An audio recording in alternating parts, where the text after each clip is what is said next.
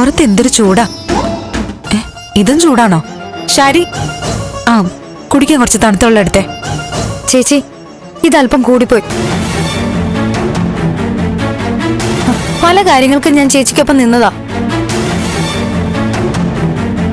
ഇത് പക്ഷെ ഒട്ടും ന്യായീകരിക്കാൻ പറ്റില്ല. നീ കാര്യം പറ. കാര്യം പറയാനോ? പാവം നന്ദൻ, ഫോണിൽ കൂടെയെങ്കിലും ഒന്ന് സംസാരിച്ചു കൂടായിരുന്നോ നിനക്ക്? ഞാൻ പിന്നെ വിളിക്കാന്ന്. നീ ആരാ, ജില്ലാ കളക്ടറോ? തലയും കുനിച്ച് ആ പാവ ഇവിടുന്ന് ഇറങ്ങിപ്പോയത് എന്റെ കണ്ണീന്ന് മായുന്നില്ല. ഒരു കാര്യം കൂടി പറഞ്ഞു, നിന്നെ വിളിക്കാൻ ഇനി ഇങ്ങോട്ട് വരില്ല എന്ന്. വേണ്ട, വരരുത്. നിന്നെ പോലുള്ള അഹങ്കാരികൾ അങ്ങനെ പാഠം പഠിക്കണം. എന്താ അമ്മ ഈ പറയുന്നേ? നന്ദു ഇവിടെ വന്നിരുന്നോ? ഇവിടുന്നാണോ എന്നെ വിളിച്ചേ? എവിടുന്ന് വിളിച്ചാലും നിന്റെ ഭർത്താവല്ലേ. ഒന്ന് ഫോൺ എടുത്ത് കാര്യം പറഞ്ഞുകൂടായിരുന്നോ? മഹാ മോശമായിപ്പോയി ചേച്ചി. ഇടി, ഒരു ന്യായം പറയണ്ട. പാവ നന്ദേട്ടൻ എത്ര നേരം കാത്തു നിന്നു. വേറെ ആരും ഇത്രയും ക്ഷമ കാണിക്കില്ല. ശാരി, വെറുതെ കാര്യം അറിയാതെ എന്നെ കുറ്റപ്പെടുത്തല്ലേ. കാര്യം അറിയാതെയോ? ഞങ്ങളുടെ കൺമുമ്പിൽ വെച്ചാ നിന്റെ ഭർത്താവ് നാണം കെട്ടത്. സഹിക്കുന്നതിന് ഒരു പരിധിയില്ലേ? നീ ആരെയാ കാണാൻ പോയെന്ന് ചോദിച്ചപ്പോ ഞങ്ങൾക്ക് എന്തെങ്കിലും പറയാൻ വേണ്ടേ? അമ്മേ, ഞാൻ നന്ദുന്റെ അച്ഛനെ കാണാൻ പോയതാ അമ്മേ. അച്ഛനോട് സംസാരിക്കായിരുന്നു. ഏത് ചക്രവർത്തി ആയാലെന്താ? താലി കെട്ടിയ ആളിനേക്കാ വലുതല്ലല്ലോ മറ്റാരും.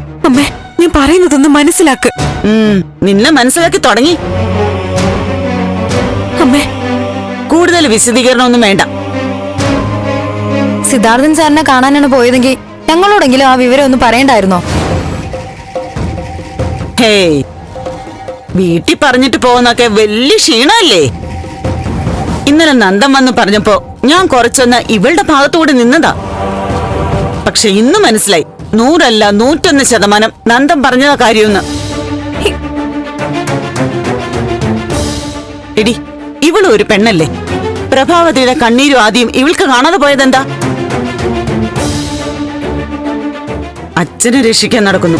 എടി, ആദ്യം ഭർത്താവിനോടുള്ള കടമ കാണിക്കാൻ, പിന്നെ മതി അച്ഛനും അമ്മാവനും ഒക്കെ. അമ്മേ, ഓൾ അച്ഛനെ രക്ഷിക്കാൻ പോയിരിക്കുന്നു.